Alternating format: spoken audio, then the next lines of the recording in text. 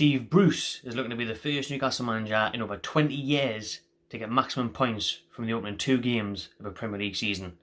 Bonjour everyone, welcome to the Brighton preview, and yes, you heard me correctly, if Brucey manages to beat Brighton after beating West Ham, he'll be the first manager since Kenny Dalglish in 97-98 to get maximum points from the opening 2 games at the start of the season. That's how shit we've been, you know, so mental that stat, innit? So there you go, there's a nice little start of the video, there's a little fun stat for you to kick off your weekend. We have to wait till Sunday to kick off though, 2 o'clock on Sky.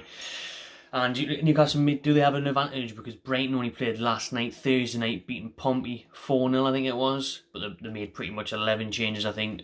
Totally different side that went out and thrashed Portsmouth. Be a confidence booster for them though. They played on Monday night, I didn't catch the game then. 3-1 defeat at Chelsea, probably as expected.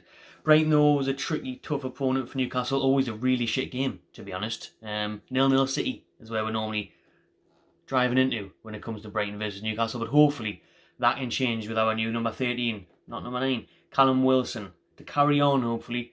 His feet against West Ham, totally rested, not even on the bench during our Carabao Cup win against Blackburn. Fresh legs for him. Hopefully he can kick on and get his first goal at St James's Park.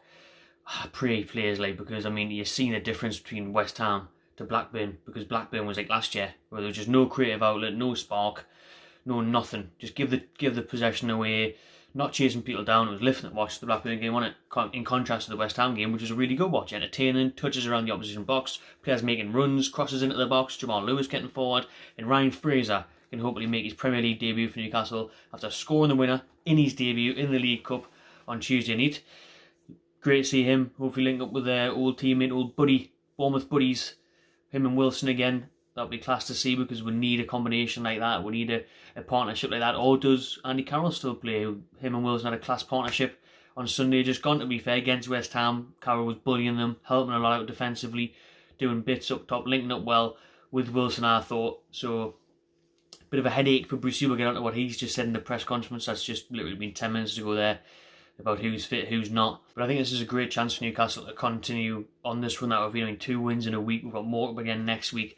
We can really get a good string of results together. Yeah, breeding confidence throughout the team, getting used to W's, no L's, until we inevitably come up against Gareth Bale and Spurs the week after next, and then Man United. So these games against Brighton at home, we've got to be getting points on the board nice and early, brings the pressure off a little bit, beds the new players in. I mean, Hendrick and the rest of them couldn't have done enough, really, could they all score on the debuts, just tipping Will Lewis to score on the weekend as well.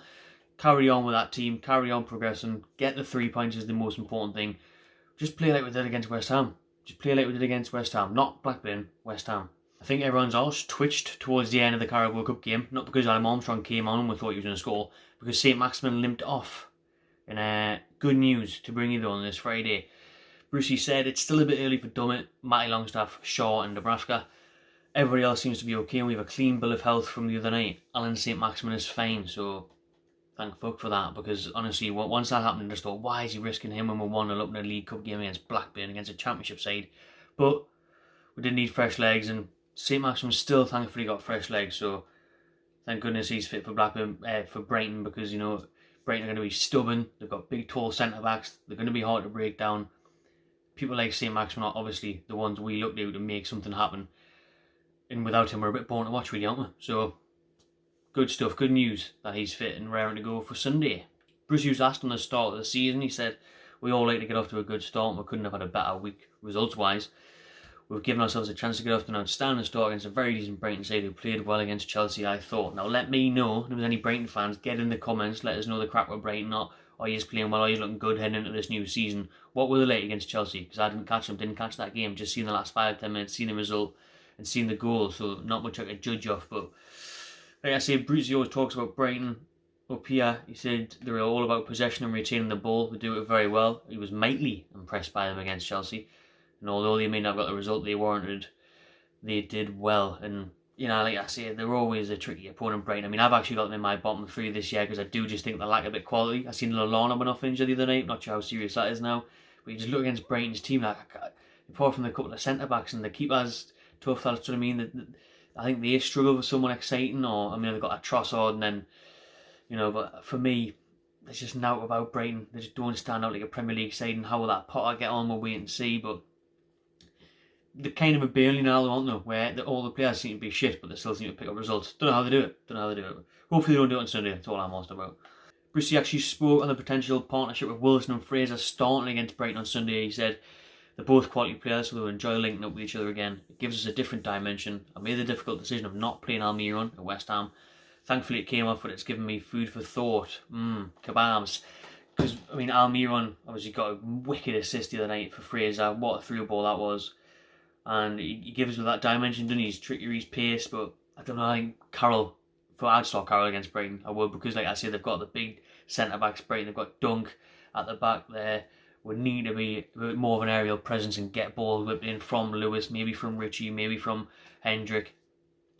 And that's probably how you're going to challenge Brighton, unless obviously it would be beautiful if we could just play between the lines and then have through balls here and there, like Fraser, like Wilson. So Almiron, there is options. We'll wait and see what Brucey decides to do. Looking forward to it though. Hopefully, like I say, it's an impressive performance, a Premier League performance, not a Carabao Cup performance. Otherwise, we'll be falling asleep Sunday afternoon snooze. But hopefully, it's a Sunday afternoon 3 points. That's all I'm asked about. I'm going for a 2-0 Newcastle win. Let me know in the comments what you think, what team you'll have. I'm sure Keg will be able to lay out with his predicted 11, so make sure you tune into that.